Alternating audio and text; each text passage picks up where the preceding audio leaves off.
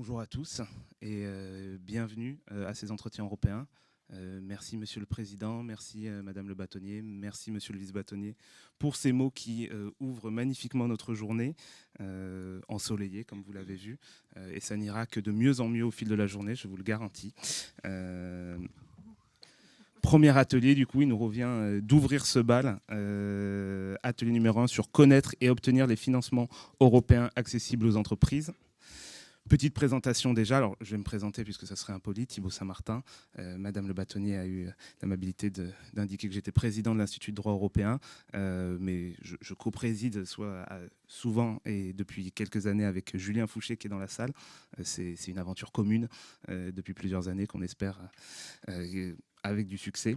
Et je suis membre du Conseil de l'Ordre, particulièrement intéressé sur ces questions. Mais finalement, aujourd'hui, je ne vais pas trop occuper la parole, je vais introduire, je vais essayer de mettre l'ambiance, comme on dit. Mais l'essentiel et finalement tout ce qui sera vraiment intéressant, ça nous sera dit par Madame Karine Verne, qui est déléguée régionale Europe et internationale à la région Nouvelle-Aquitaine, puis, et non c'est l'inverse d'ailleurs, et Magali Pagès, chargée de mission innovation européenne à l'Agence de développement et d'innovation Nouvelle-Aquitaine, membre d'Enterprise Europe Network.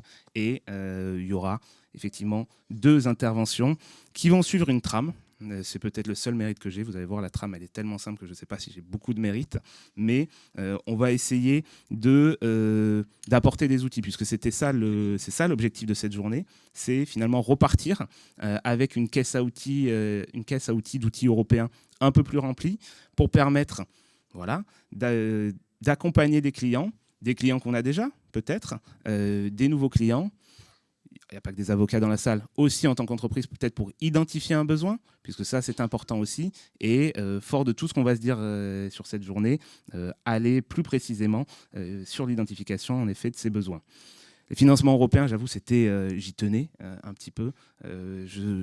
Pour moi, c'était le thème qui allait vraiment être accrocheur, en tout cas dès le départ, puisqu'on va parler d'argent.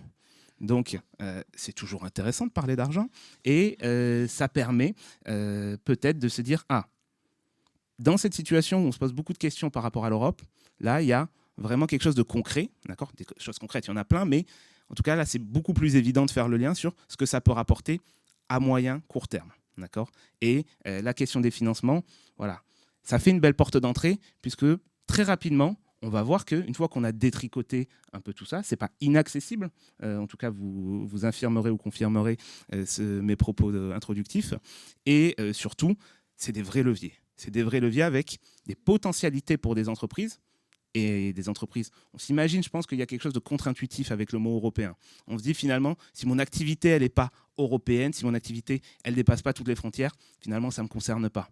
Alors que non, justement, c'est un vrai travail de l'Europe et je pense qu'on va déconstruire pas mal de choses ce matin pour dire que ça revient vers les territoires, ça revient vers le local. Et ça, cette dynamique, elle est très intéressante parce qu'elle permet finalement d'aller contre cet instinct initial de se dire « je ne suis pas concerné », se dire « ah non, en fait, à Bruxelles, on pense à moi et il y a des choses qui sont pour moi ». Donc, ça sera le cheminement qu'on aura aujourd'hui avec 4 questions, hein, finalement. Enfin, on est quasiment sur un plan, on sent les juristes, en tout cas le juriste que je suis, un petit peu conditionné sur la trame, de quoi, pourquoi, comment, quasiment. De quoi parlera-t-on ? Donc, il y aura une définition, un cadrage, bien évidemment, de ce que l'on entend par financement européen. Parce que pour avancer aujourd'hui et dans cette matinée, il faut avoir les bons termes, il faut avoir les bonnes notions. Une cartographie un peu des acteurs aussi. On va parler de à quelle porte il faut toquer, hein, puisque déjà si on n'a pas cette notion, ces éléments, ça va pas aller très loin. La taille des structures aussi, la typologie des entreprises. Là encore, pour peut-être faire tomber certains préjugés, se dire ah mais oui, en fait, je connais des gens qui pourraient être concernés, que ce soit par leur taille ou par leur secteur d'intervention. Quel financement ? Ça, c'est la partie intéressante. On parle de combien d'argent aussi. Peut-être pour matérialiser l'ampleur des projets qui peuvent être financés par ce biais-là. On parle de sommes qui peuvent être parfois quand même assez importantes, ou en tout cas venir soutenir un vrai effet levier pour l'entreprise. Et bien évidemment, concrètement, quelles sont les procédures au-delà des portes, derrière, qu'est-ce qu'il y a derrière cette porte, comment ça va marcher pour être accompagné dans le cadre des financements européens. Donc voilà, c'était un peu l'annonce du plan. Je suis encore très rigoureux, trop rigoureux par rapport à tout ça, mais voilà, c'était les propos introductifs. Je vais d'abord laisser la parole, alors, si je ne me trompe pas, à Magali Pagès, qui va... Est-ce qu'on a la présentation? C'est la bonne. On est vraiment au top ce matin. Donc voilà, on va pouvoir démarrer. Et je n'en dis pas plus et je vous laisse la parole. Est-ce que je peux avoir la télécommande? Bien sûr. Ah oui, je vais vous donner mon téléphone. Mais non, ça va marcher. Oui, ça fonctionne. Formidable. Bien, bonjour à tous. Je suis ravie d'être là ce matin. Je remercie également la DBF et le barreau de Bordeaux pour cette sollicitation et pour l'accueil ce matin. Est-ce que tout le monde m'entend bien? Parfait. Pour préciser un petit peu qui je suis et d'où je vous parle, moi je travaille à l'agence régionale d'innovation de Nouvelle-Aquitaine qui s'appelle ADI. Et donc pour ceux qui ne connaissent peut-être pas cette agence, je voulais vous faire une petite présentation très rapide pour vous dire notre rôle et notre positionnement sur le territoire régional. Donc, nous sommes une agence régionale. Nous sommes financés essentiellement par le Conseil régional, qui est à côté de moi. Donc, nous sommes une association, loi 1901. Donc, nous avons un certain nombre d'adhérents qui sont des entreprises, mais aussi des agglomérations et des acteurs socio-économiques du territoire. Et notre mission, c'est d'être le bras armé du Conseil régional pour mener à bien sa politique d'innovation au bénéfice des entreprises, et notamment des PME qui sont notre cible principale. Donc nous les accompagnons dans tous leurs projets d'innovation pour leur permettre de trouver des financements, des partenaires, des ressources et de l'information qui est aussi un point très important quand on fait de l'innovation. Nous sommes également mobilisés sur la question des transitions en accompagnant des filières stratégiques au niveau régional qui sont en émergence et en structuration. Alors, je cite juste deux exemples, celui de l'hydrogène et des batteries, qui sont deux sujets très importants pour la région et qui méritent d'y consacrer du temps pour structurer cette filière, identifier ces acteurs et leur permettre d'innover et d'être compétitifs à l'échelle européenne et mondiale.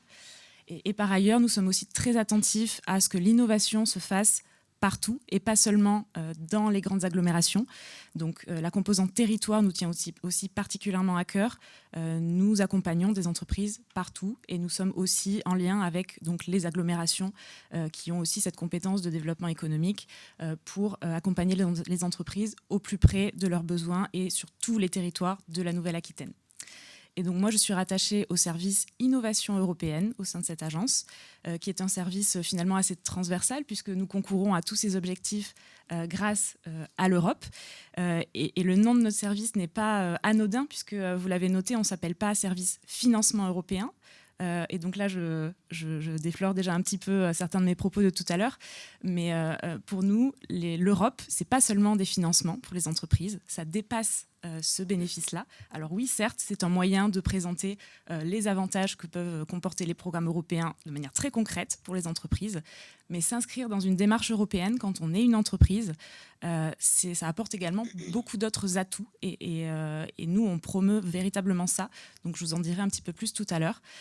Donc notre mission principale, c'est de permettre aux entreprises de notre territoire de tirer le maximum d'opportunités de toutes les possibilités qui leur sont offertes par l'Union européenne. Donc moi aussi, j'ai fait une petite présentation du déroulé de mon intervention un petit peu scolaire, à l'image de ce que vous disiez, Thibaut. Donc d'abord, je vais commencer par définir de quoi on va parler. En fait, quand on parle de financement européen, quel est le sujet?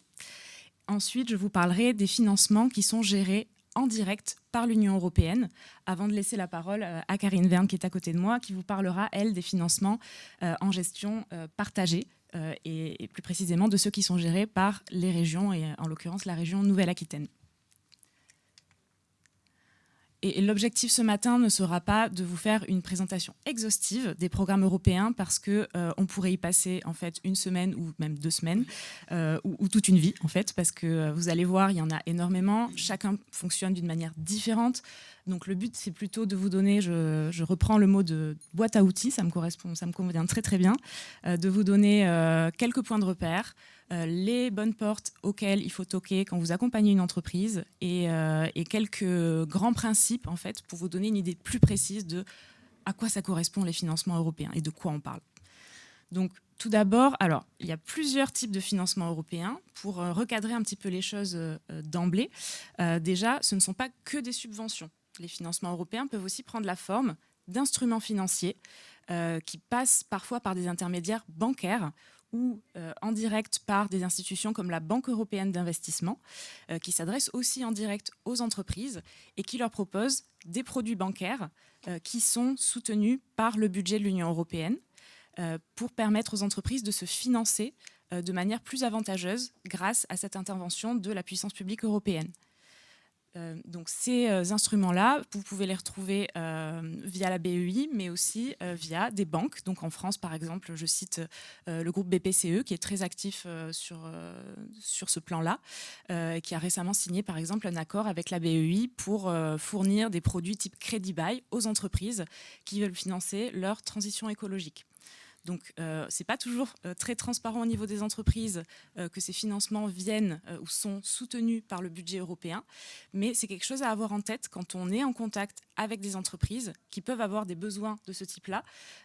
Il faut aussi pouvoir se tourner et avoir l'idée de se tourner vers les interlocuteurs bancaires ou vers la Banque européenne d'investissement en direct. Sur un deuxième plan, donc les subventions, c'est ce dont on va parler plus longuement aujourd'hui. Alors, vous avez deux grands types, comme je l'ai un petit peu dit d'ores et déjà, de subventions. Vous avez celles qui sont gérées de manière, de manière partagée par l'Union européenne et des institutions ou des organismes intermédiaires. Oui, je vous en prie. Vous aurez la présentation, tout à fait. Elle vous sera envoyée. Et d'ailleurs, je pense que je peux parler pour nous deux en disant qu'on ne va pas balayer toutes les slides parce que vous avez beaucoup d'informations dans les slides.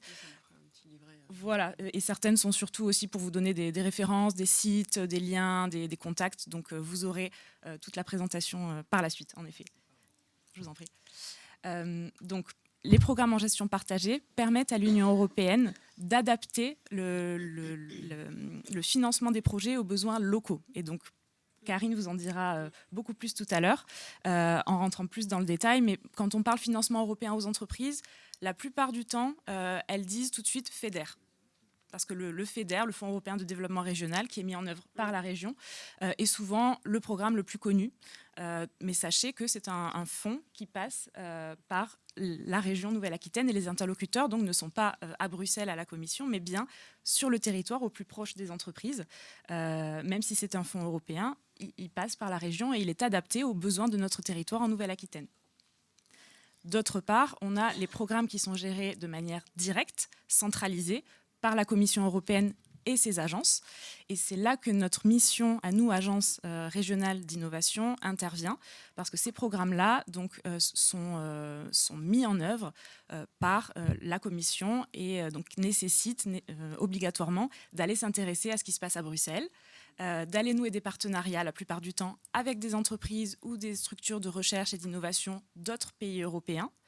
Et donc les entreprises, là, ont besoin d'un accompagnement beaucoup plus soutenu que sur des financements qui sont mis en œuvre sur le plan local. Donc nous, notre mission, c'est vraiment de rendre ces financements directs accessibles aux entreprises, d'autant plus que, vous le verrez, ils ont des atouts très importants, notamment sur le taux de financement, qui est très avantageux, mais aussi ils permettent de financer des projets très ambitieux.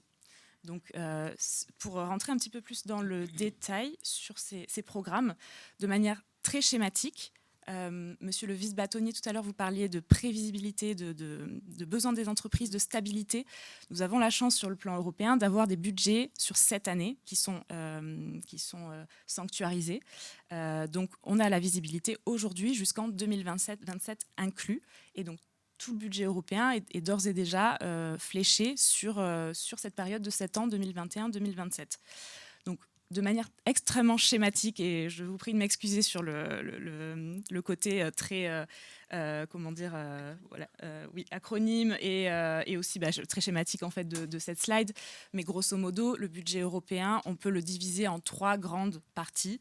Environ un tiers est consacré à la politique agricole commune. Un autre gros tiers est consacré à la politique de cohésion économique et sociale. Ces deux piliers, en fait, mettent en œuvre des fonds qui sont gérés de manière partagée, décentralisée. Le dernier tiers, ce sont les programmes sectoriels de l'Union européenne qui sont, eux, gérés de manière directe.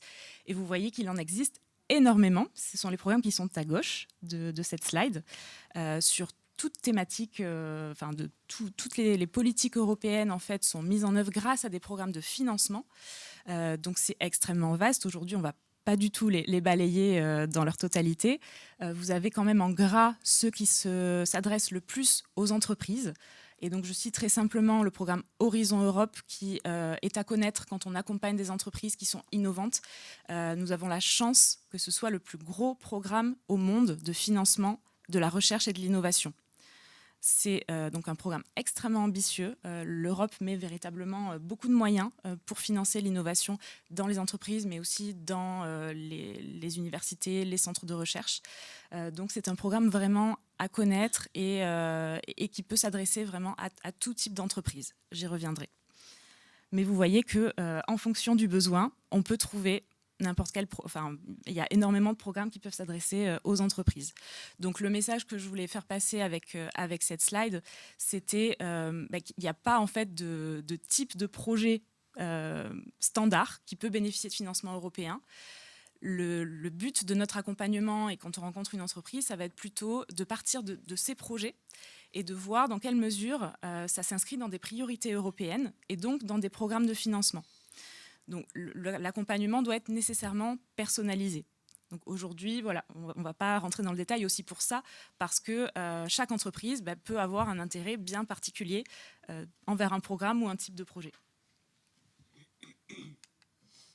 N'hésitez pas à m'interrompre si vous avez des questions, bien évidemment.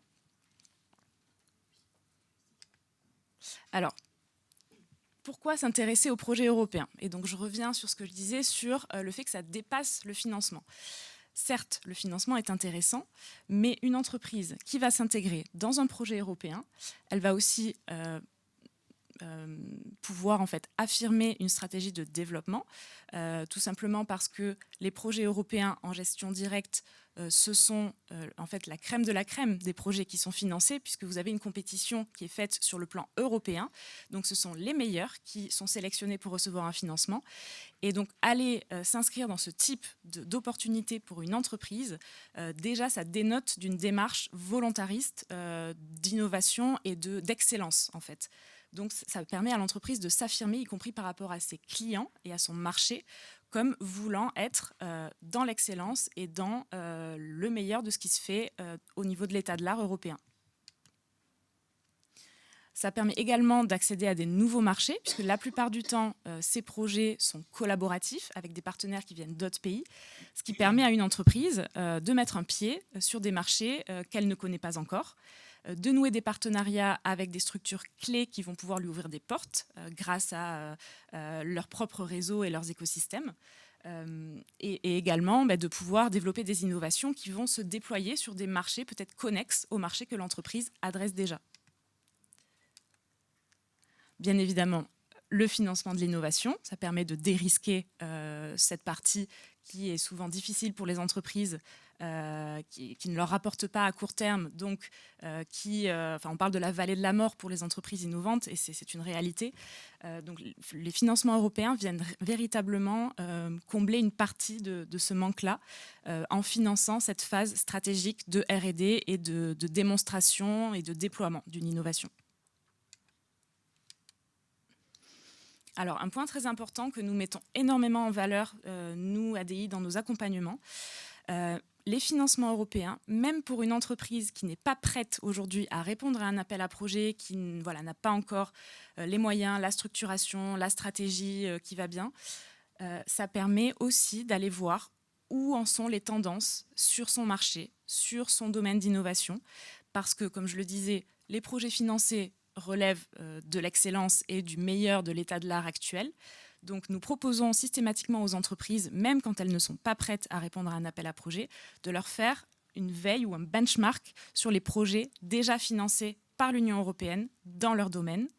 Et donc ça leur permet d'avoir accès à des informations qui relèvent de l'intelligence économique, tout simplement, sur les meilleurs dans leur secteur, sur les pays qui sont le mieux positionnés dans leur domaine, le type d'entreprise qui répondent à ces appels. Certaines trouvent leurs concurrents parmi ces projets, parmi les partenaires de ces projets. Donc ça peut aussi leur donner des idées en se disant mon concurrent en fait s'est fait financer par l'Union européenne, donc pourquoi moi je m'y intéresserai pas. Et également sur les grandes tendances de l'innovation à l'échelle européenne qui dictent aussi finalement les agendas d'innovation au niveau national et sont très connectés à ce qui se passe au niveau mondial. Donc c'est un point très important et c'est pas parce qu'on ne va pas bénéficier soi-même tout de suite d'un financement européen que ça ne vaut pas la peine de s'y intéresser. Ça, je voulais insister là-dessus. Bon, le renforcement de la visibilité, de la notoriété, j'en ai parlé. Accélérer son développement commercial, bien sûr. Développer ses réseaux, donc ça tient aussi à la caractéristique partenariale de ces projets. Et enfin, ça permet aussi de partager les risques et les coûts avec des partenaires et donc, comme je le disais tout à l'heure, de dérisquer ces projets d'innovation. Alors, pour quelles entreprises ? Donc là, on va revenir aussi sur quelques préjugés. Nous, quand on rencontre des PME, souvent on nous dit « mais c'est pas pour moi, je suis trop petit, j'ai pas les moyens, il faut être très structuré, ou alors il faut être disruptif au niveau de son innovation. Moi, je viens d'un secteur traditionnel, comment je peux m'inscrire là-dedans ?» Les financements européens s'adressent à toutes les entreprises. Il n'y a pas de profil type d'une entreprise qui peut en bénéficier. Il y en a des très petites, il y en a bien sûr des plus grandes, mais je vous ai mis quelques statistiques pour justement aller à l'encontre de certains préjugés. Donc 35% des entreprises qui en bénéficient viennent de secteurs traditionnels. Donc on n'a pas besoin d'être une entreprise de haute technologie pour en bénéficier. 37% emploient moins de 10 personnes et 77% moins de 50 personnes. Donc c'est quand même tout à fait accessible à des TPE et également à des petites PME. Donc important à savoir également. Une autre idée reçue qu'on rencontre souvent en parlant avec les entreprises, c'est « Ah, mais c'est toujours les mêmes qui bénéficient de ces financements, ils sont déjà intégrés dans les réseaux, ils ont déjà leurs partenaires, donc c'est facile, ils y reviennent tous les 2 ans ou tous les ans. Moi, je ne connais personne, donc c'est pas pour moi. » 65% sont des primo-accédants au financement européen. Donc, il n'y a pas un petit groupe d'entreprises européennes qui bénéficient systématiquement des financements. On peut y entrer à tout moment. Et enfin, le taux de satisfaction est élevé. 90% des entreprises qui en bénéficient souhaitent recommencer l'aventure parce que ça leur a apporté énormément. Alors, quelques principes de base sur ces financements européens en gestion directe. Alors, tout d'abord, la règle générale, c'est qu'il faut répondre à des appels à propositions. Et on verra tout à l'heure avec Karine que ce n'est pas forcément le cas pour les financements en gestion partagée, gérés par la région. Au niveau des programmes sectoriels en gestion directe, c'est le cas dans quasiment 100% des financements. Il faut répondre à un appel à projet. Donc ça signifie qu'il faut s'adapter à un cahier des charges. Les entreprises ne peuvent pas répondre comme à un guichet classique en faisant financer leurs dépenses classiques d'investissement ou de fonctionnement. Il faut répondre à un appel à proposition et donc déposer un projet qui réponde à ce cahier des charges. Donc ça suppose de se poser la question en amont de comment on structure ce projet et aussi des attendus de l'appel à proposition et de voir à quel point le projet de l'entreprise coïncide avec ses attentes. Dans la majorité des cas, il s'agit de cofinancement. Cependant, les financements en gestion directe ne sont pas concernés par les règles des aides d'État. Donc c'est là qu'on peut avoir des taux de financement qui vont jusqu'à 100%, voire au-delà, puisque le programme Horizon Europe, dont je parlais tout à l'heure, le programme de recherche et d'innovation de l'Union européenne, finance des projets de recherche essentiellement, sur des taux qui sont de 100% pour les coûts directs, donc les coûts directement affectés au projet, plus un taux forfaitaire de 25% pour les coûts indirects. Donc, ce sont les coûts de fonctionnement de l'entreprise, par exemple les coûts énergétiques, qui ne sont pas directement affectés à l'action, mais qui sont quand même remboursables. Donc, c'est 25% des coûts directs qui sont remboursés en sus. Donc, 125% finalement des coûts directs peuvent être remboursables pour une entreprise. Ça, c'est impossible au plan national, puisque c'est incompatible avec les règles d'aide d'État, mais ces financements s'en affranchissent. Donc ça, pour dérisquer le financement de son innovation, il n'y a pas mieux, en fait. Alors, pas de rétroactivité, c'est un point important aussi. Une entreprise qui a déjà commencé un projet ne peut pas faire financer ses dépenses si elle répond à un appel à projet ultérieurement. Donc, c'est important de bien timer en fait, la réponse à l'appel à projet. Donc, une subvention égale un projet, c'est un peu ce que je disais tout à l'heure. Un projet, ce sont des coûts qui sont affectés à une action, des objectifs qui répondent aux attentes d'un appel à projet. Et donc, toutes les dépenses ne sont pas forcément éligibles. Il faut être vigilant aussi par rapport à ça. La valeur ajoutée européenne, c'est une caractéristique commune aussi de tous ces appels à projets en gestion directe. Alors, je parlais tout à l'heure de consortiums et de projets collaboratifs. C'est la majorité des cas, même l'écrasante majorité des cas, puisque cette valeur ajoutée européenne se traduit la plupart du temps par la nécessité d'avoir au moins 3 partenaires issus de 3 pays différents pour qu'il y ait véritablement une collaboration et un projet qui aille au-delà des frontières d'un seul pays. Sinon, les financements nationaux pourraient prendre le relais. Donc, le simple fait d'octroyer des financements européens à un projet suppose qu'il y ait cette collaboration entre différents pays.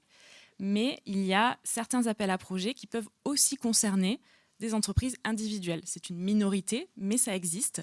Il faut cependant que les projets de ces entreprises s'inscrivent dans le marché européen à minima, voire mondial, et apportent une innovation qui dépasse l'état de l'art actuel européen. Donc ça ne s'adresse pas forcément à toutes les entreprises, pour le coup. Dans ces appels à projets, il y a 2 approches. Approche que j'ai appelée top-down, qui est le cahier des charges des appels à projets va être extrêmement strict et limitatif. Où vous avez donc des conditions pour participer qui sont très précises. Les entreprises doivent s'inscrire dans ces cahiers des charges. L'approche bottom-up, c'est beaucoup plus libre. Donc, ce sont des appels qui sont non thématisés, où l'entreprise doit elle-même apporter des solutions à des grands défis de société. Et c'est à elle de proposer donc, une innovation qui va adresser en fait, ces grands défis. Donc il n'y a pas forcément besoin de se conformer à des attentes extrêmement strictes. Ça dépend de l'appel à projet. Il existe des programmes pour tous les niveaux d'avancement de projet. Donc là, je vous ai mis une échelle qui est très importante au niveau européen qu'il faut avoir en tête aussi quand on discute avec les entreprises. L'échelle TRL, je ne sais pas si certains d'entre vous en ont déjà entendu parler. C'est Technology Readiness Level, donc niveau de maturité technologique d'un projet. Ça va de 0 à 9. 0, j'ai une idée. 9, mon produit est commercialisé sur le marché. Et entre ces 2 extrêmes, vous avez une gradation de niveau d'avancement de la maturité du projet d'innovation. Différents programmes s'adressent à différents niveaux de maturité des projets. Donc là, ce que je veux vous dire en fait avec cette slide, c'est que là encore, il n'y a pas de réponse toute faite à une entreprise qui veut se renseigner sur les financements européens. Il faut vraiment rentrer dans le détail du projet, du niveau d'avancement et aussi de son souhait ou non d'entrer dans une dynamique collaborative, puisque vous avez sur le graphique à gauche le niveau de TRL, mais également la question du projet collaboratif ou individuel. Vous voyez qu'il y a différents types, là encore, de financement qui s'adressent à ces différents types de projets.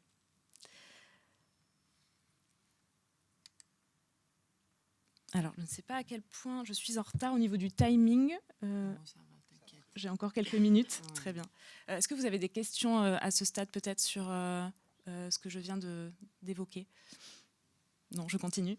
Alors, quelques exemples de programmes, assez rapidement, puisque je ne vais vraiment pas tous les balayer, mais pour vous montrer un peu plus dans le détail les différents, la typologie de projets qui peuvent être très, très différents. Alors, Horizon Europe finance essentiellement des projets collaboratifs, avec au moins 3 partenaires issus de 3 pays différents, d'une durée alors qui peut aller de 2 à 4 voire 5 ans en fait, avec des taux de financement, donc comme je le disais tout à l'heure, qui vont jusqu'à 100% des coûts directs. Mais là encore, c'est en fonction du niveau de maturité technologique. Donc pour les projets de démonstration beaucoup plus avancés et plus proches du marché, c'est plutôt des taux de 70%, qui sont quand même déjà extrêmement attractifs pour les entreprises. Surtout quand on parle de niveau d'avancement proche du marché. C'est assez rare. Les thématiques sont extrêmement vastes, donc je n'ai pas voulu vous les citer parce que ça aurait pris toute la place, mais tous les grands sujets de société sont concernés, des transports à l'énergie, en passant par l'environnement, l'agriculture. Donc toutes les politiques européennes, toutes les compétences en fait, de l'Union européenne peuvent se traduire par un programme de financement, tout simplement. Les appels à projets Horizon Europe, il y en a des centaines chaque année. Donc nous, on est là aussi pour décrypter ça, identifier les bons appels à projets en fonction de l'entreprise, de son projet, de son innovation. Dans les projets individuels, vous avez des projets qui s'appellent EIC Accelerator, donc ça veut dire European Innovation Council, Conseil européen de l'innovation, qui est un nouveau programme en place depuis 2021, qui s'adresse à des entreprises donc, individuelles qui sont très innovantes et qui développent des innovations qui vont bien au-delà de l'état de l'art actuel européen et qui proposent des financements mixtes entre subventions et instruments financiers que j'évoquais au début de la présentation. Donc, l'Union européenne va intervenir dans l'entreprise avec une subvention qui va jusqu'à 2,5 millions en financement de 70% des coûts. Et le fonds du Conseil européen de l'innovation va aussi prendre des parts dans l'entreprise jusqu'à 15 millions d'euros. Le but étant de, là encore, dérisquer le projet et l'innovation de l'entreprise au regard d'investisseurs extérieurs et d'inciter en fait, les investisseurs à eux-mêmes venir abonder et prendre des parts dans l'entreprise, investir dans l'entreprise, avec le sceau du fonds EIC qui va être une garantie en fait, d'excellence de l'entreprise en elle-même. Donc c'est un programme qui est très sélectif, mais nous avons quand même plusieurs lauréats en Nouvelle-Aquitaine. Donc vous aurez dans la présentation qui vous sera envoyée un témoignage vidéo d'une entreprise qui est située en Charente, Illicit Plant, qui propose des solutions pour lutter contre le stress hydrique des plantes et des cultures agricoles, pour leur permettre de lutter contre les sécheresses qui se multiplient à base d'une molécule extrêmement innovante. Ils ont reçu un financement autour de 10 millions d'euros de la part de l'EIC, donc mix entre subventions et prise de participation. Et pour les entreprises qui rentrent dans ce process, c'est véritablement un accélérateur formidable. Ça leur ouvre des portes aussi auprès d'investisseurs au niveau international. Ça leur donne une visibilité incroyable, au-delà bien sûr du financement qui est aussi très avantageux. Donc je vous invite à consulter ce témoignage ultérieurement. Le chef d'entreprise en parle bien mieux que moi. Et nous avons d'ailleurs le cas d'une entreprise ici qui a aussi bénéficié de fonds FEDER, donc, via le conseil régional, donc pour vous montrer aussi que ces fonds peuvent intervenir de manière complémentaire entre eux. Et le troisième type de financement que je vais aborder, et ce sera le dernier, qui est encore très différent, ce sont les financements qu'on appelle en cascade, qui se multiplient aujourd'hui au niveau européen. Donc je voulais attirer votre attention là-dessus. Ils peuvent s'adresser à des entreprises plus petites, moins avancées que les financements que j'ai évoqués précédemment. Donc c'est une bonne première étape pour les PME qui n'ont pas encore participé à des projets européens. Donc, pourquoi financement en cascade? Parce qu'on part d'un appel à proposition au niveau européen qui sélectionne un consortium de partenaires qui sont souvent des pôles de compétitivité, des clusters, voire des territoires, qui à leur tour vont lancer des appels au niveau local pour financer des PME sur leur territoire. Donc, parfois, il peut y avoir des appels à projets individuels. Parfois, ce sont des projets collaboratifs, mais avec seulement 2 partenaires. Et les entreprises sont financées ensuite sur des chèques innovation entre 30 000 et 100 000 euros. Enfin, voilà, ça peut dépasser un petit peu les 100 000 euros. Mais ce sont des projets qui sont beaucoup plus simples à mener, moins contraignants, avec des cahiers des charges assez simples. Également un système de reporting administratif assez léger et surtout des points de contact au niveau local puisque les entreprises sont typiquement en lien avec les acteurs qui bénéficient de ces fonds-là et qui lancent à leur tour les appels à projets. Donc, je vous ai mis également le lien vers le site de la Commission européenne qui répertorie tous ces appels en cascade. Il y en a énormément et c'est une bonne porte d'entrée, encore une fois, pour les PME. Alors, comment se porter candidat? Je vais passer assez rapidement. Là, c'est surtout pour vous donner les ressources ensuite à consulter si vous avez des questionnements là-dessus. Je voulais juste intervenir sur cette slide peut-être en soulignant le fait que, comme je m'adresse à des avocats, les entreprises ont des besoins aussi de conseils juridiques dans le cadre des appels à projets européens à différents stades. Et ça, je pense que vous apportez une valeur ajoutée vraiment très importante sur ces points-là, que sont notamment les questions d'accords de consortium dans le cadre de projets collaboratifs. Typiquement, les projets européens concluent des accords de consortium une fois qu'ils sont financés entre les partenaires du projet. Ça peut poser des questions très sérieuses pour les entreprises qui y participent sur le partage des résultats des projets, sur les obligations de chacun dans le consortium, les cas de litige également si y a un problème dans le projet, ça arrive fréquemment. Donc les entreprises sont très demandeuses de conseils lors de la conclusion de ces accords de consortium. Donc c'est vraiment un point sur lequel il y a de forts besoins. Et le second point que je voulais évoquer, c'est la question de la propriété intellectuelle, qui est bien évidemment au centre des projets européens et qui là aussi nécessite souvent un accompagnement poussé des entreprises qui n'ont pas, notamment les PME, qui n'ont pas la connaissance de ces sujets et qui peuvent se poser des questions et vouloir se protéger. Les étapes, c'est assez classique, je ne reviens pas sur le détail.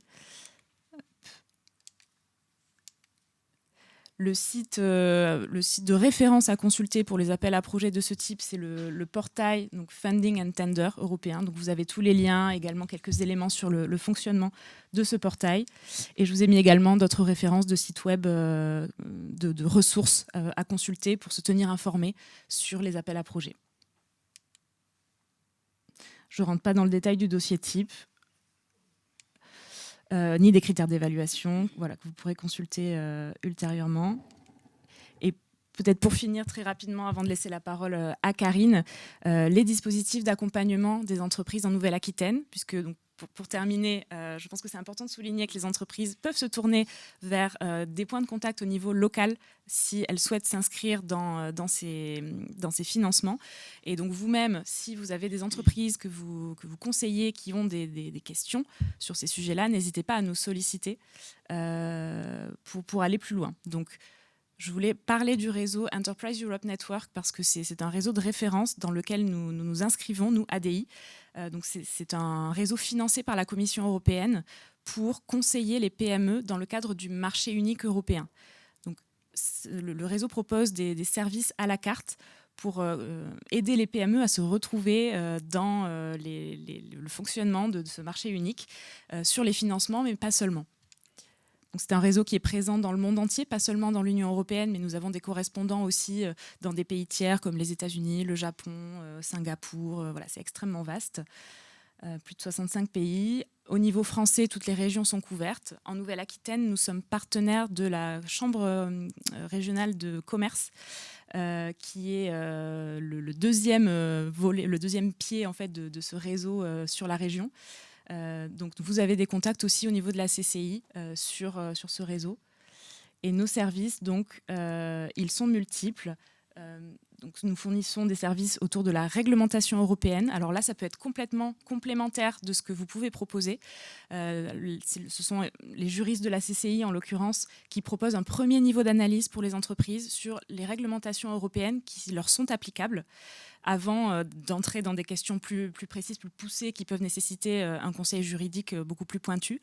Il y a déjà un premier niveau qui est fait grâce à ce réseau via la CCI. Le fait de trouver des partenaires, on a parlé de ce projet collaboratif tout à l'heure. Les PME, souvent, c'est compliqué pour elles d'aller rencontrer ou connaître des partenaires au-delà des frontières nationales. Nous avons une plateforme dédiée, partagée par tout le réseau, donc vous voyez, 65 pays, pour leur permettre de se mettre en relation avec des partenaires. Et nous les accompagnons dans toutes les étapes de cette mise en relation et de cette identification. Sur l'innovation et les transitions également, faire en sorte que les entreprises prennent en main les questions de transition environnementale, énergétique, numérique. Nous les aidons aussi à se retrouver dans les dispositifs qui peuvent exister pour financer des projets en lien avec ces sujets. Et enfin, la partie financement. Donc là, on accompagne les entreprises à toutes les étapes de la définition jusqu'à la mise en œuvre d'un projet européen. Donc, un peu plus précisément, ça passe par des réunions d'information, des accompagnements plus individuels également. pour identifier, cartographier les appels à projets, trouver des partenaires, rédiger un projet et le mettre en œuvre si l'entreprise va au bout et est sélectionnée. Je passe un petit peu plus vite. Et donc, il y a aussi des dispositifs de financement pour la phase de montage de projet qui sont importants à connaître parce que les entreprises souvent se sentent un peu démunies dans cette phase aussi de préparation. Elles n'ont pas le temps, elles manquent de moyens et de ressources. BPI France propose des dispositifs qui permettent de financer le recours à un cabinet de conseil spécialisé dans le montage de projets européens. Donc ça peut être aussi quelque chose qui peut débloquer finalement la volonté d'une entreprise d'aller s'intéresser à ces financements. Alors, j'avais mis ici un exemple d'accompagnement que nous réalisons pour vous donner une idée un peu plus concrète de la manière dont nous travaillons. Je ne vais pas rentrer dans le détail, je vais juste conclure avec ma dernière slide pour vous montrer que nous intervenons aussi dans un écosystème d'accompagnement. On n'est pas isolé, il y a pas mal de structures qui proposent aussi des ressources sur les questions européennes. Donc vous le voyez ici, nous travaillons aussi beaucoup en direct avec Bruxelles. Nous avons la chance d'avoir une représentation de la région Nouvelle-Aquitaine à Bruxelles, auprès des institutions européennes, avec qui nous travaillons quasiment quotidiennement. Donc c'est une ressource vraiment formidable. Ils peuvent faire de la veille beaucoup plus poussée en amont sur les développements à Bruxelles. Enfin, voilà, le rôle de l'ADBF, je pense, est un petit peu similaire de ce point de vue-là par rapport aux apports au niveau du terrain. Donc c'est vraiment une chance pour nous et les entreprises peuvent aussi comme ça avoir accès à des rendez-vous qualifiés avec des personnes de la Commission européenne qui travaillent sur leur domaine d'innovation pour venir se présenter, venir un petit peu sentir les tendances et voir dans quelle mesure elles pourraient s'inscrire dans les politiques européennes qui les concernent. Donc ça, c'est vraiment un point aussi important. Et l'aspect lobbying, finalement, n'est pas si éloigné. C'est aussi un point à prendre en compte quand on veut se positionner sur des programmes européens. Ça passe aussi par une politique de représentation de relations publiques avec les décideurs européens pour se faire connaître. Et par ailleurs, au niveau territorial, nous travaillons énormément avec les structures intermédiaires que sont les pôles de compétitivité, les clusters qui, eux aussi, accompagnent énormément les entreprises sur ce plan européen. Et je pense que je vais en terminer là et passer la parole à ma voisine, puisque la région est aussi dans notre écosystème et donc ça fait la transition avec sa présentation. Merci beaucoup Magali. Une présentation, je pense, très enthousiasmante, mais effectivement, on va garder les questions que ça a suscité pour après, pour qu'on soit sûr d'avoir du temps pour la présentation de Karine, et je n'en dis pas plus. Okay. Merci, bonjour à toutes et tous. D'abord, effectivement, remercier la délégation des barreaux de France et puis l'accueil du barreau à Bordeaux, Madame la bâtonnière, merci. Généralement, il y a deux secteurs avec lesquels on accepte très facilement de venir intervenir, donc les avocats et les commissaires aux comptes. Je tiens à le dire parce que tout à l'heure, Magali a parlé de l'accompagnement des entreprises. Les entreprises sont bien sûr des acteurs assez chéris par notre président et par effectivement les régions en général, puisque c'est une des compétences phares, le développement économique et l'innovation et la recherche pour les régions. Et ces entreprises ont besoin d'être accompagnées et souvent, effectivement, le combo avocat-commissaire aux comptes est assez important. Et donc, on aime travailler avec eux parce que plus on travaille avec vous, plus on vous informe, on vous forme, on vous donne les moyens aussi d'accéder, d'échanger, de mettre des relations avec les équipes et vous. Donc ce matin, c'était assez facile de venir et de dire oui. Alors, je vais surtout être plutôt complémentaire de ce que disait Magali. Et ce qui est important, le principal message, souvent, qu'on aime porter, qu'on aime dire, c'est la porte est ouverte, venez nous voir, venez rencontrer les équipes de la région, venez rencontrer ADI, qui est effectivement le bras armé de la région. Il faut oser. C'est vrai que parfois, dès qu'on parle de l'Europe, des financements européens, qu'on soit une TPE, une PME, ou même des fois une grande entreprise, va être très dans son couloir de nage, comme expression un peu consacrée. Mais il faut oser venir nous voir, venir nous parler, et surtout dès l'idée du projet. Il ne faut pas attendre. Parfois, on a malheureusement après des entreprises qu'on n'arrive pas forcément à accompagner, ou alors on a du mal à trouver chaussure à son pied. Malgré tous ces tiroirs qui existent, tous les tiroirs que vous avez pu voir de financement possible, si c'est trop tard, c'est difficilement rattrapable. Et donc, vraiment, ça va être un de mes principaux messages, c'est de venir nous voir et dès l'idée du projet. Et je pense que si une entreprise vient vous voir en disant « je pense à ça, j'imagine ça », tout de suite, ayez ce réflexe de lui proposer ça, de venir nous rencontrer. Effectivement, la région a plein de missions, mais effectivement, cette mission de développement économique et de recherche et d'innovation est importante. Et ce qui a permis aussi aux régions d'avoir ce rôle en termes de gestion de fonds européens et d'accès à des financements européens, puisqu'il y avait une adéquation entre les politiques européennes, les politiques et les compétences que l'État, en tout cas pour la France, avait transférées aux régions. On a une situation administrative assez différente en Europe, selon les pays. La France a sa propre particularité, et notamment, on va dire, c'est en termes de droit administratif et de compétences de ces collectivités. Ça a été beaucoup mouvant. Ça sera encore peut-être mouvant, on ne sait pas trop. Mais en tout cas, sur les fonds européens, les régions, depuis 20 ans, ont pris beaucoup de place, ont pris beaucoup de responsabilités et d'expérience aussi. Et aujourd'hui, un acteur important à Bruxelles, d'où au fait aussi qu'on est très présent à Bruxelles. On a un président qui a voulu avoir une équipe quasiment de 10 personnes. On fait partie des bureaux de représentation des régions des plus importants, des plus actifs. Et donc, effectivement, une maison ouverte à tous les acteurs. Comme disait Magali, une entreprise peut appeler l'équipe de Bruxelles et dire « j'aimerais rencontrer quelqu'un dans une DG à la commission », et c'est possible. Donc, c'est vraiment important. Il ne faut pas hésiter à avoir ce genre de démarche. Et donc, pour en venir à des choses un peu plus peut-être locales, la région est devenue depuis 10 ans responsable, on va dire, seule face à l'Europe sur une partie de ces fonds européens, donc ce qu'on appelait en gestion partagée, donc au titre de la politique de cohésion, mais aussi au titre de la politique agricole commune, et un peu aussi de la pêche. Je parlerai de tous les secteurs, vous verrez, parce que les entreprises ne sont pas que dans ce secteur, elles peuvent être aussi agricoles ou même de pêche, et avoir aussi des projets. Donc c'est important de connaître l'ensemble des secteurs et des possibilités, et la région est responsable sur l'ensemble de ces secteurs. Alors, peut-être juste penser à prendre ça. Voilà. Alors, avant effectivement d'attaquer une des premières sources de financement, vous dire que la région Nouvelle-Aquitaine donc a une expérience de plus de 20 ans sur les fonds européens, le financement de fonds européens plutôt local. Et cette image locale a pris plus d'ampleur, bien sûr, avec les différentes étapes de décentralisation. Et sur la génération, puisqu'on a vu ce que disait Magali, cette prévisibilité, c'est une réponse de l'Union européenne par sa construction, où on est sur des financements de 7 ans, même voire parfois 10 ans, puisque effectivement des programmes se terminent souvent en 10 ans et non pas en 7 ans. Mais en tout cas, c'est important pour construire sur le long terme. Et sur la génération, donc 2014-2020, la région Nouvelle-Aquitaine avait à peu près 2,6 milliards de fonds européens en gestion. On est en train de terminer cette campagne. Et sur la génération qu'évoquait Magali, 21-27, 2021-2027, on est à 1,3 milliard, puisqu'il y a eu des évolutions de décentralisation en France sur le sujet notamment de la politique agricole commune.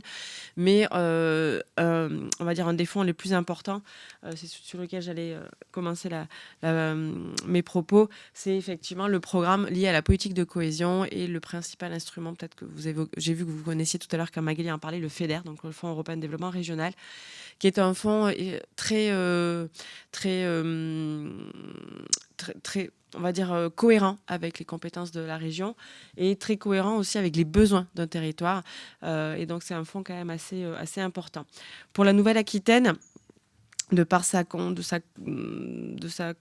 constitution géographique, économique, c'est le 3e programme métropole en dotation, donc 875 millions d'euros sur 7 ans. avec notamment un fort prisme transition, qu'elle soit transition économique, qu'elle soit transition, vous allez voir, énergétique et écologique. Il y a eu une volonté de notre président d'avoir vraiment un équilibre entre ces deux piliers. L'Union européenne ne nous demandait pas forcément cet équilibre, mais le président a proposé aux partenaires qu'il y ait cet équilibre entre l'innovation, la compétitivité et les transitions énergétiques et écologiques, avec plus de 200, à peu près 230-250 millions sur ces deux piliers. Donc ça fait quand même quasiment 500 millions sur ces deux piliers. Parce qu'aujourd'hui, les besoins du territoire sont sur ces deux grands sujets. Les besoins des entreprises sont sur ces deux grands sujets, à la fois d'innovation, mais aussi de transition énergétique et écologique. Et donc, la volonté a été effectivement de mettre ces fonds sur ces sujets. L'idée, c'est pas que je vous présente vraiment toutes les typologies, mais au moins par grand bloc sur l'innovation et la compétitivité. Le FEDER, donc ce fonds, est surtout mobilisable pour à la fois de l'innovation, mais à la fois de, j'allais dire, la simple compétitivité. Alors simple, c'est un raccourci, mais pour vous dire qu'on n'est pas toujours, un peu ce que disait Magali aussi, dans la recherche de l'innovation ou la recherche du nouveau marché, du nouveau service ou de la collaboration avec d'autres pays européens, puisque pour ces fonds-là, on est vraiment sur le local, c'est-à-dire c'est l'entreprise dans son rayonnement local. Mais c'est complémentaire à ce que présentait Magali, ou par exemple sur le dossier de l'illicit plant, il y avait ce sujet plutôt européen avec le financement obtenu de l'accélérateur, mais aussi du FEDER sur plutôt la mise en place locale après du projet. En termes d'innovation et compétitivité, on va de la partie vraiment, dès qu'il y a une idée de nouveauté, donc c'est vraiment sur la partie recherche-innovation, mais aussi on va être sur la partie vraiment ensuite mise en place du service ou du produit, où on va être sur le renouvellement aussi de leur process de production, où là on va être par exemple sur un accompagnement d'une nouvelle ligne de production, enfin très basiquement, mais qui est nécessaire aussi parce qu'il faut redévelopper sur certains sujets, parce qu'elle est vieillissante, parce que l'étude de marché montre qu'elle va pouvoir, en local ou même au national ou même de manière européenne, pouvoir regagner des parts de marché. Donc ça peut être de l'outil de production assez basiquement. Et il y a effectivement aussi pour la région de Nouvelle-Aquitaine, mais qu'on commence à connaître partout en Europe, ou même chez nos voisins aussi français ou même espagnols, il y a un sujet de transmission. Je pense que vous avez pas mal aussi de vos clients qui sont peut-être sur ces sujets-là. Il y a un gros enjeu de transmission, un gros enjeu de ne pas perdre ces outils de production et ces outils de création de richesse, mais aussi d'emploi, surtout sur notre territoire. Et là aussi, on travaille beaucoup avec les réseaux consulaires sur ça, sur la transmission, sur la cession de transmission. Et là, il y a souvent aussi beaucoup de conseils et d'accompagnement du dirigeant qui va céder son bébé, son adolescent, son grand-enfant, enfin son fils, sa fille. Et donc, et c'est quelque chose qui n'existait pas forcément dans les générations précédentes, mais c'est vraiment sorti des diagnostics depuis quelques années. Et il y a un gros enjeu sur la cession et transmission des entreprises. Un enjeu aussi, j'ai vu que vous l'avez aussi, mais qui peut faire le lien aussi avec le sujet d'intelligence artificielle, mais qui dépasse largement ça, les transitions numériques. Le FEDER aussi va sur l'accompagnement sur ces transitions numériques. Alors, l'a été beaucoup plus sur la génération précédente. Là, on est beaucoup plus sur des sujets de transition, vous allez voir, énergétique, écologique, mais il y a encore des possibilités de cofinancement par le FEDER sur ces sujets de transition numérique.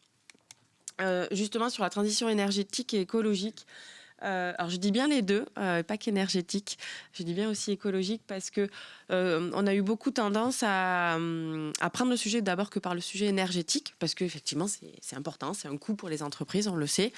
Mais les entreprises, elles s'inscrivent dans un milieu, dans un environnement, dans des écosystèmes, et il y a aussi un impact de leur activité, et l'idée c'est de les accompagner sur ça. Donc il y a effectivement l'aspect énergétique, accompagner les entreprises sur la question d'efficacité, sur le bâtiment, mais aussi sur leur process et leur outil de production.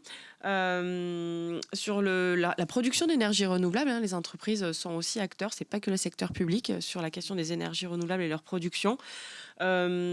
Ce sont des thématiques qui sont très réglementées. Ce que disait tout à l'heure Magali, la réglementation fait partie du quotidien des entreprises, fait partie du quotidien des collectivités et aussi de la région. Et donc, ce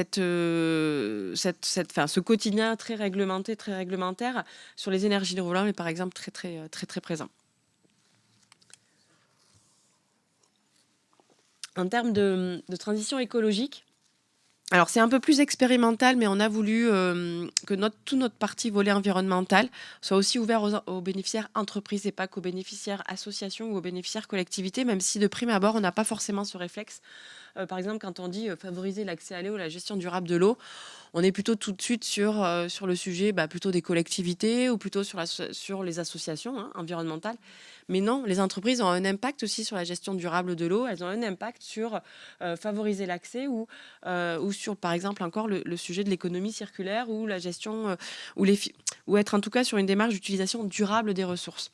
Et donc, on n'a pas voulu fermer en tout cas ces outils financiers aux entreprises, mais le laisser ouvert, alors avec peut-être un petit peu d'innovation dans les projets, justement se dire mais comment on se raccroche à quelque chose sur de la gestion d'eau, si une entreprise peut avoir aussi un impact sur de la gestion de l'eau, peut agir ou en tout cas être dans ce secteur-là aussi tout simplement. Mais aussi sur la biodiversité. Alors ça, c'est un petit peu plus souvent sur des projets de territoire. Mais en fait, les territoires, en tout cas les collectivités, ne peuvent pas souvent agir seules sur ce sujet de la protection de la biodiversité. Ça, en fait, leur écosystème économique qu'elles ont présent sur leur territoire. Et l'idée, c'est aussi d'avoir des réflexes chez les entreprises sur leur impact en termes de préservation de nature et de biodiversité. Et ensuite, autre sujet, puisqu'il n'y a pas que le FEDER dans la vie, même si c'est un fonds très important, vous avez vu dans les 875 millions, en tout cas pour la Nouvelle-Aquitaine, il y a le Fonds social européen, qui est le petit frère, mais le petit frère qui est vraiment sur l'aspect capital humain.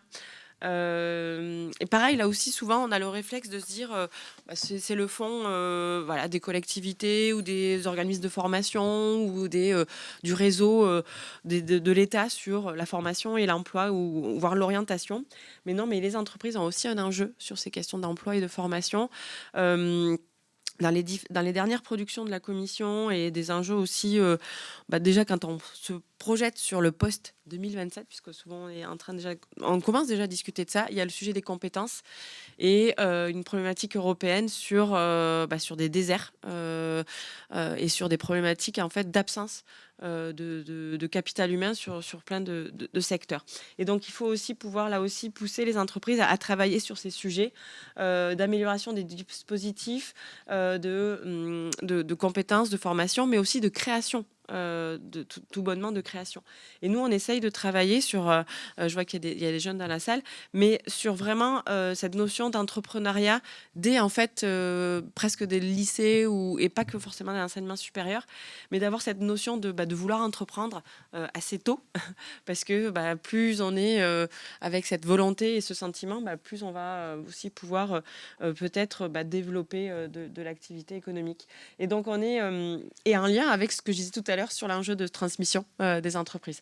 Donc là aussi, on a des fonds qui sont complémentaires selon les thématiques entre du FEDER ou du Fonds social européen. Donc là, on est vraiment sur l'accompagnement à la création, sur la reprise.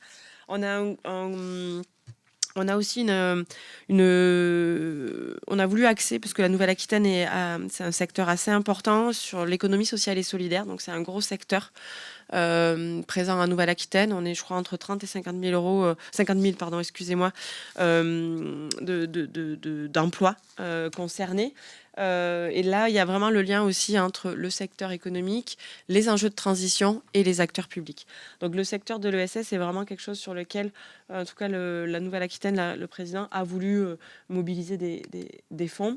Sur l'aspect orientation et évolution, ce que j'évoquais tout à l'heure, mais aussi sur développement d'initiatives sur les territoires. Ce que je disais, une collectivité, elle est aussi en lien avec les entreprises de son territoire. C'est un acteur assez important. Et souvent, quand on est en train de travailler sur les questions de recherche d'emploi, sur de la volonté de formation, parce qu'une entreprise, vous l'avez peut-être vu, elle recherche beaucoup de salariés et elle n'arrive pas à les trouver parce qu'ils ne sont pas formés ou ils ne sont pas présents sur le territoire. Et aussi, ils ne sont pas présents sur le territoire parce qu'il n'y a pas les services aussi.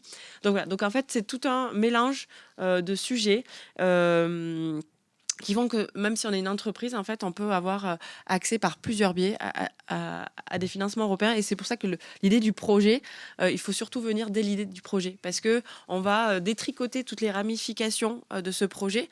Ça peut avoir un impact pour la collectivité sur laquelle l'entreprise elle est, avoir un impact sur les systèmes, tout le système de la formation, parce que besoin de recruter, mais aussi tout le système parfois de sous-traitants, parce que derrière, il faut acheter une machine en fait, qui peut être produite dans la Nouvelle-Aquitaine et pas forcément ailleurs. Donc c'est vraiment important de venir dès le début nous rencontrer. Donc ça, c'est vraiment sur le programme lié à la politique de cohésion, donc ces deux outils, FEDER et FSE.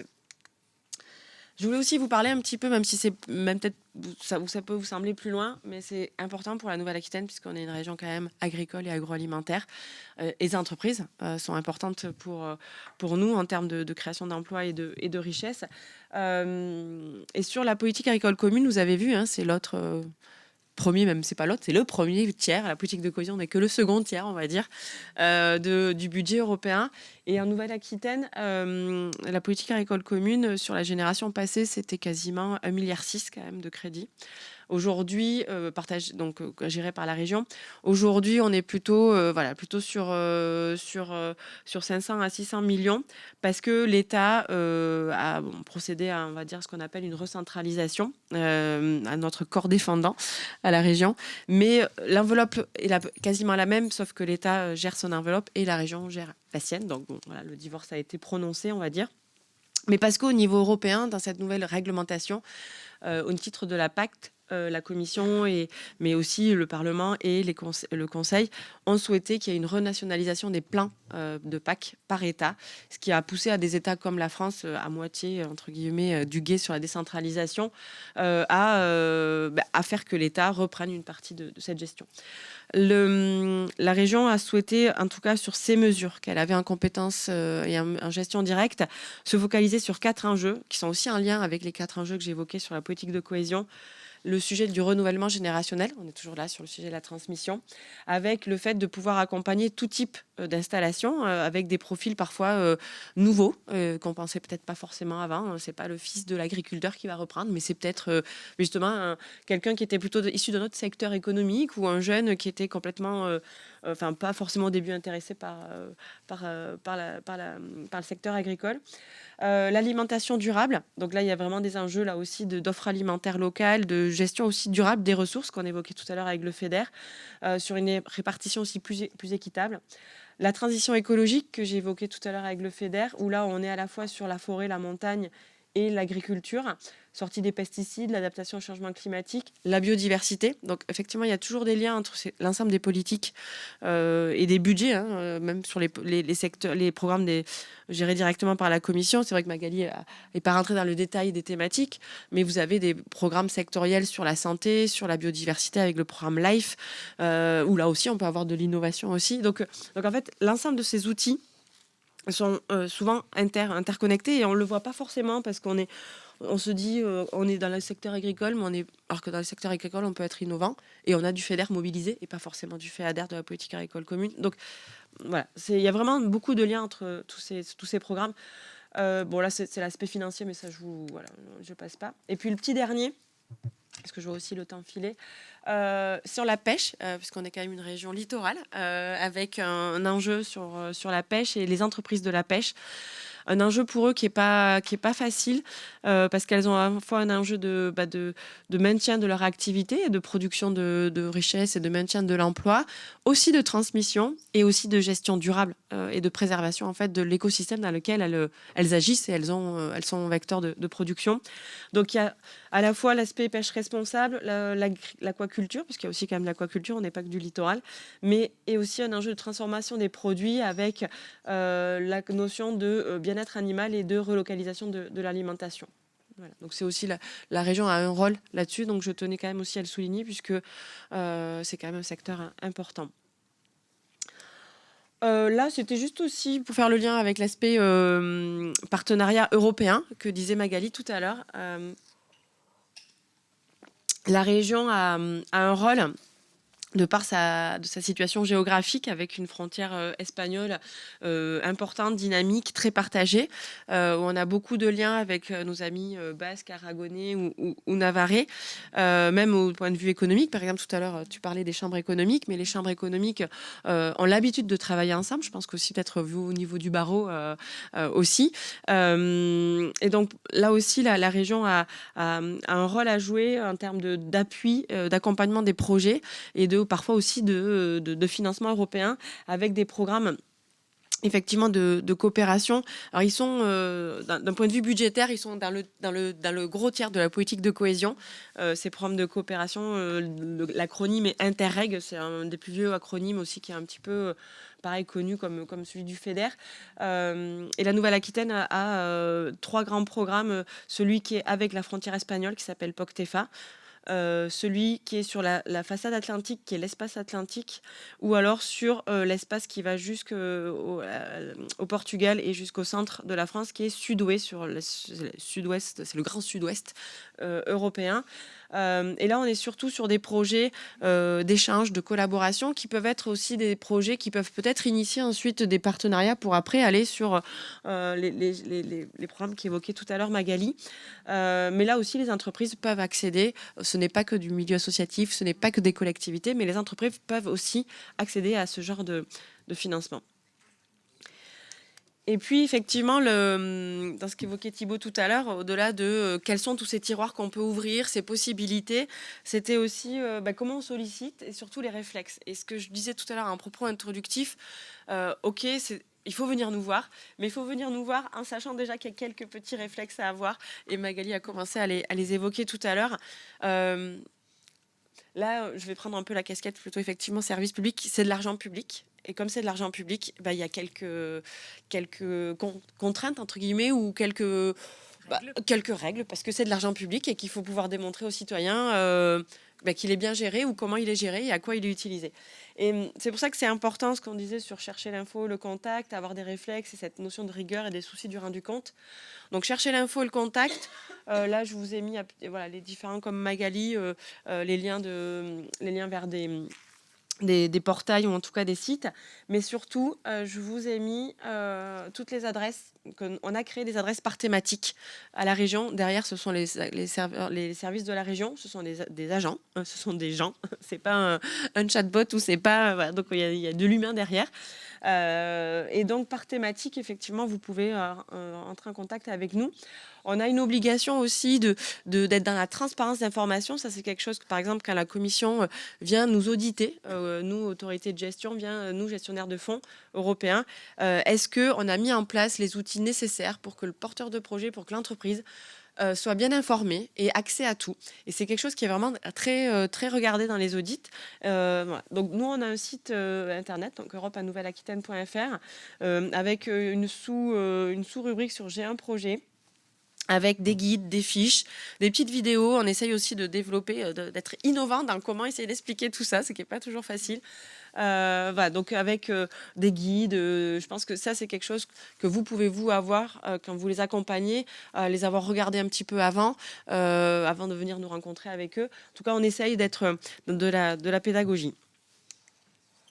Bon, ce qu'évoquait tout à l'heure Magali, donc je ne vais pas rentrer dans le détail, mais je vais peut-être juste vous parler de 2 sujets qui sont importants sur quelque chose qui monte vraiment en puissance quand en tout cas on est audité, parce qu'il y a quand même beaucoup d'audits, c'est de l'argent public.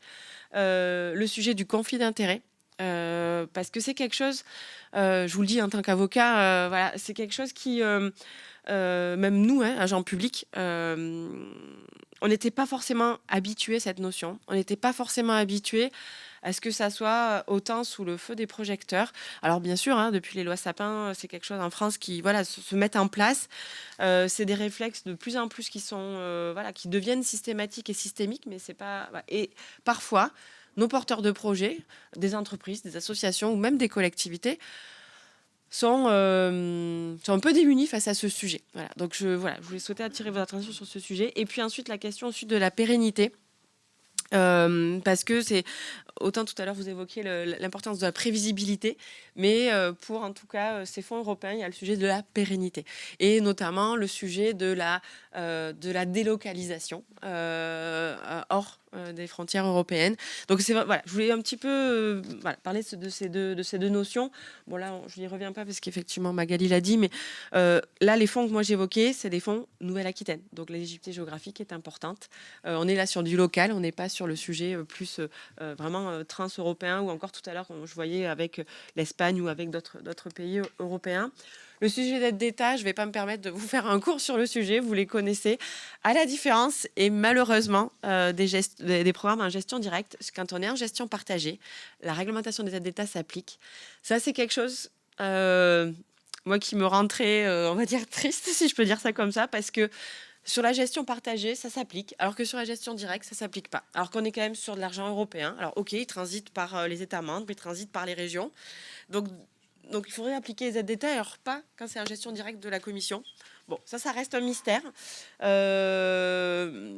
C'est quelque chose sur lequel, quand on fait du lobby à Bruxelles, souvent on en parle. On dit, mais pourquoi ce traitement différencié ? Mais parce que ça ne protège pas de la délocalisation, hein, ça ne protège pas d'être en libre concurrence, pardon. Mais il y a ce ce traitement différencié et qui n'est pas toujours facile à expliquer à une entreprise qui va aller sur un programme, comme Illicine Plant par exemple tout à l'heure, qui va aller sur les lycées où elle n'a pas les aides d'État qui s'appliquent. Par contre, quand elle est venue chercher du FEDER à la région, bah oui, ça s'est appliqué. Elle n'a pas eu les mêmes taux d'aide. Bon, il faut l'expliquer. Donc pareil, là c'était juste pour vous faire un petit peu ce point d'attention parce que si vous accompagnez sur les deux types de programmes, ça peut... Voilà, je vais pas... Voilà, c'est sur le focus de taille d'entreprise. Ou juste peut-être faire un petit sujet parce que c'est quelque chose qu'on essaye de pousser en termes de lobby aussi à Bruxelles et que voilà, vous pouvez aussi nous aider, que les entreprises peuvent vous parler. C'est sur cette fameuse taille de l'entreprise où l'Union européenne a on est grande ou on est PME. Bah non, on peut être entre les deux. Ce qu'on appelle les ETI, les entreprises de taille intermédiaire, et qui sont en fait très importantes sur une dynamique de territoire, qui sont des locomotives en termes de création d'emplois et d'activités. Mais pour la Commission, elle les a classées dans les grandes entreprises. Alors que pour une ETI, parfois, elle aimerait être traitée comme une PME. En tout cas un premier jet d'intention, un premier type de projet. Voilà. Donc là, il y a du lobby qui s'est fait, notamment par exemple avec d'autres pays européens, et on travaille beaucoup avec les ETI basques, du Pays Basque. Là, il y a une délégation bientôt qui va se faire à l'automne avec les Basques. On va essayer de faire venir des gens de Bruxelles aussi là-dessus, parce que c'est des acteurs à part entière, et c'est ni une grande entreprise et ni une PME. Voilà. Les points d'attention, sollicitation administrative. Ah oui, juste quelque chose d'important pour les entreprises. Alors même si elles sont moins, c'est beaucoup plus dans leur état d'esprit, on va dire quotidienne, à la différence d'associations ou de collectivités. Mais quand on est sur la gestion partagée, on est un remboursement. Voilà.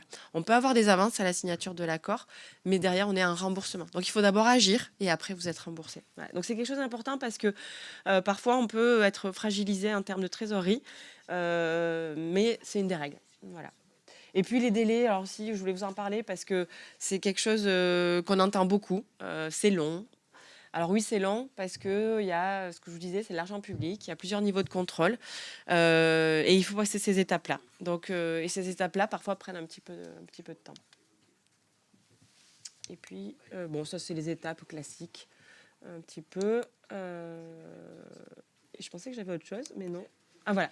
Et puis un dernier, si je voulais terminer là-dessus.